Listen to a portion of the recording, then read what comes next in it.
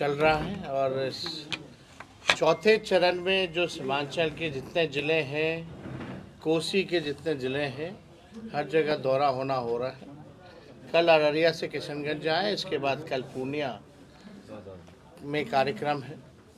मूल मकसद है कि पार्टी को, विचारधारा को जन जन तक और मजबूती के साथ कैसे पहुंचाया जाए। साथ ही साथ ज़मीनी स्तर पे जो हमारे कार्यकर्ता हैं, चाहे ब्लॉक लेवल के हों या पंचायत लेवल के हों या जिला के हों या बूथ के हों, उनसे हम संवाद करें और अपने कामियों को जानें और उस दिशा में हम लोग काम करें और मजबूत हों। संगठन का विस्तार कैसे हो, संगठन की मजबूती कैसे हो, इसलिए जो ग्राउंड में जो वर्कर हमारा है वो पंचायत से, ब्लॉक से आएगा, किसी असेंबली से आएगा, तो उसकी जन समस्या जो है अलग अलग क्षेत्रों की अलग अलग है। इससे भी जो है हम लोगों को जो है अवगत कार्यकर्ता जो है कराएंगे कि उनके इलाकों में क्या समस्या है और किन मुद्दों को लेकर के राष्ट्रीय जनता दल को आगे बढ़ना चाहिए, जो ज़मीनी स्तर के मुद्दे हैं। तो इस सिलसिले में हम लोग जो है ये दौरा कर रहे हैं। आप देखिएगा जो मौजूदा दौर है, जिस प्रकार से लगातार जो है एनडीए की सरकार बिहार में 20 साल है, केंद्र में समझा जाए तो 11 साल से लोग राज कर रहे हैं, फिर भी सीमांचल का इलाका, किशनगंज का इलाका जो है अब तक जो है गरीबी से, बेरोजगारी से, पलायन से, बाढ़ से लोग जो हैं परेशान हैं।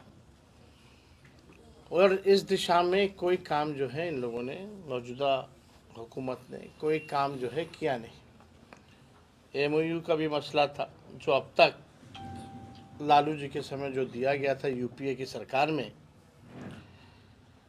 अब तक जो है उसका भी काम जो है लटका के इन लोगों ने रखने का काम किया है। और हम लोगों को लगता है कि सीमांचल के विकास के लिए हमने पहले भी ये बात कही थी कि सरकार बनेगी तो हम लोग सीमांचल डेवलपमेंट अथॉरिटी का हम लोग गठन करेंगे, जिससे लेकर के जो विकास के कार्य जो सीमांचल में जो रुके हुए हैं उसको लेकर के प्रगति हो, तेज़ी से काम हो।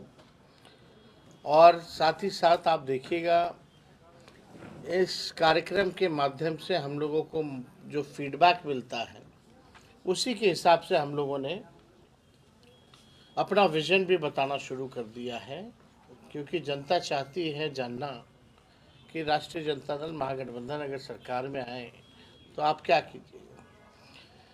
महंगाई की मार सबसे ज़्यादा झेल रही महिलाओं को लेकर के, महिला जो हैं अपने मन को मार करके अपने पसंद की चीज़ें नहीं ले सकती, खरीदारी नहीं कर सकती, बचत नहीं हो पाता है, कहीं उनको निवेश करना हो तो वो नहीं कर पाती हैं। इसलिए हम लोगों ने सोचा कि हम लोग इस बार योजना लाएंगे, माई बहन मान योजना, जिसके तहत अगर सरकार बनेगी तो 2500 रुपये जो है सीधे उनके खाते में हम लोग सरकार जो है डालने का काम करेंगे। दूसरी बात, स्मार्ट मीटर से जो लोग बहुत परेशान हैं, ज़मीन सर्वे से जो लोग जो हैं वो बेहद परेशान हैं। बिहार में सबसे महंगा बिजली पूरे मुल्क में मिलता है और जो स्मार्ट मीटर आया है इससे और जो है लोगों की परेशानी बिजली बिल को लेकर के बढ़ी है। इसको देखते हुए जो फीडबैक मिला, तब हम लोगों ने तय किया कि अगर सरकार बनेगी तो 200 यूनिट फ्री में बिजली हम लोग जो है बिहार के लोगों को देंगे। और यही नहीं, जो वृद्धा पेंशन है, जो सामाजिक सुरक्षा पेंशन है, जिसमें दिव्यांग लोगों का है, महिला जो विधवा महिला हैं उनका है, और जो बुज़ुर्ग हैं, वृद्धा लोग जो हैं उनका है।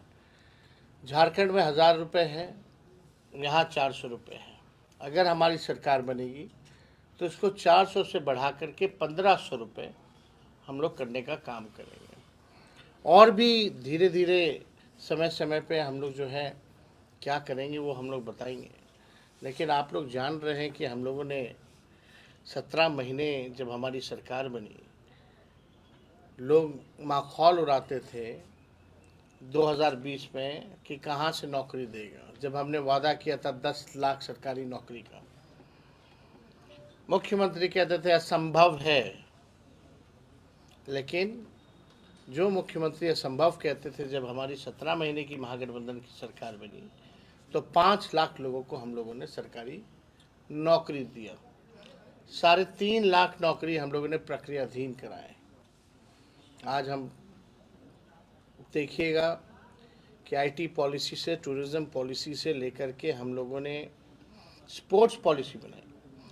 जो खेला, जो देश के लिए, बिहार के लिए मेडल लाया खेल में, उसको भी हम लोगों ने डीएसपी तक अधिकारी बनाने का काम किया।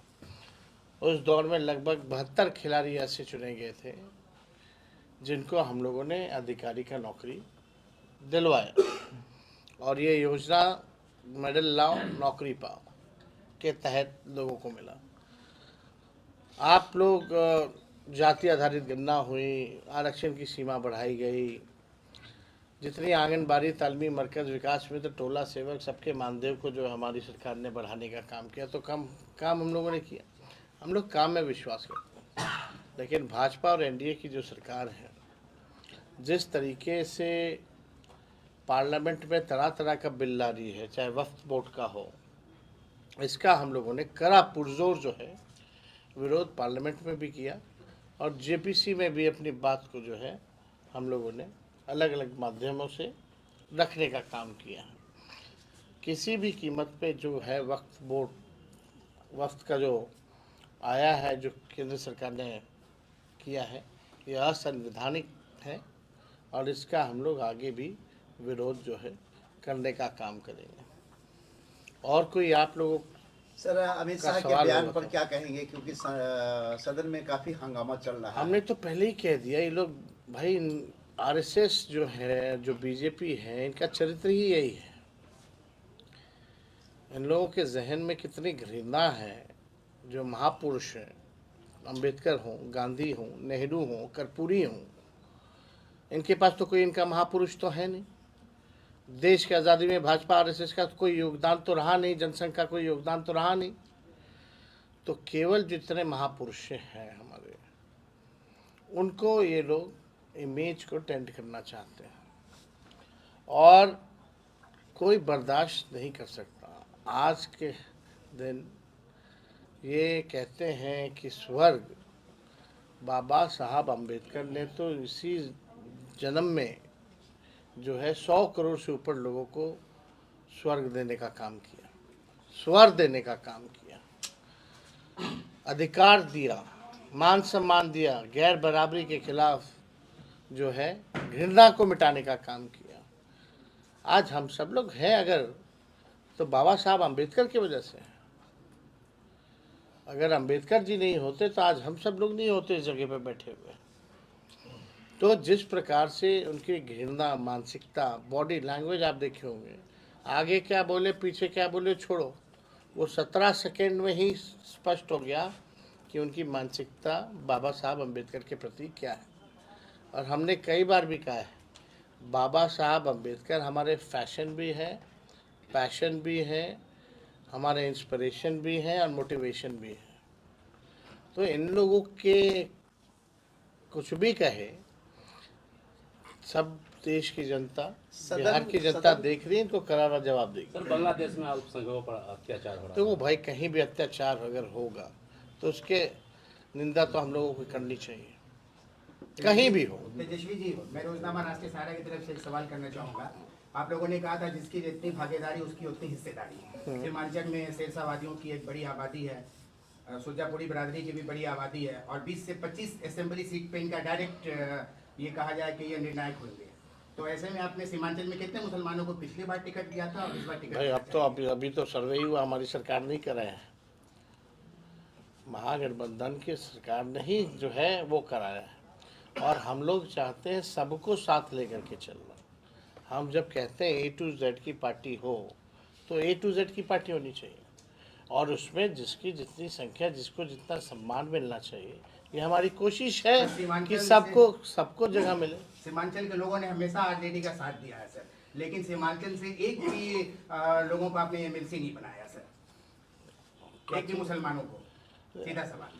देखिए तो क्या ये मुसलमान सिर्फ वोट देने के लिए सर? ये आपकी मानसिकता है ना। वोट मुसलमानों का लेंगे सर। और आप बहस कर क्या रहे हैं कह हैं सर? आपको एडवोकेट राम जेठमलानी जी सीमांचल को विकास आप ना एक कहीं आके डिबेट कर लीजिएगा। नहीं सर, आप किशनगंज आए जैसे जी 2020 में आपने वादा किया था सीमांचल काउंसिलिंग सवाल और सीमांचल आपको सुनता हूँ। सीमांचल डेवलपमेंट नाम काउंसिल करें। सीमांचल डेवलपमेंट काउंसिल का जो वादा किए थे 17 महीने का सरकार भी थी। हाँ, इस बात पे हमारी मुख्यमंत्री से चर्चा हुई थी। मुख्यमंत्री जी ने जो है बोला कि ऐसे जगह तो हर जगह मांग करने लगेंगे लोग, लेकिन हमने बोला नहीं, जहाँ गरीबी है वहाँ जहाँ ज़रूरत है वहाँ इस बात की होनी चाहिए।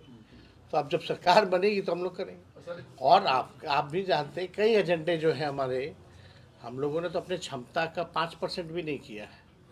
वो तो 17 महीने जो मौका मिला उसमें हम लोगों ने अगर ऐतिहासिक काम किए। आप बताओ कहीं जाति आधारित गणना पूरे देश में हुई हो तो आप बताइए 5 लाख नौकरियां अगर बिना पेपर लीक के अगर 17 महीने में हुई हो तो आप बताइए आरक्षण की सीमा अगर कहीं 75% की गई हो तो नियोजित शिक्षकों को राजकीय कर्मी का दर्जा मिला, 4.5 लाख नियोजित शिक्षक। तो जो ऐतिहासिक काम हुए हैं वो तो पहले कभी नहीं हुआ। सर किशनगंज सदस्य पे आज़ादी दावा कर रही है सर, क्या कहेंगे सर आप? भाई साहब आप पॉलिटिकल में ज़्यादा इंटरेस्टेड है सर आप पॉलिटिकल आपको जनता की समस्या, आप पत्रकार हैं, आप सवाल पूछें। कितने सीटों का दावा करें? आप नाम प्रस्ताव हमको बायोडाटा दे दीजिए, आपके नाम पे हम विचार करेंगे।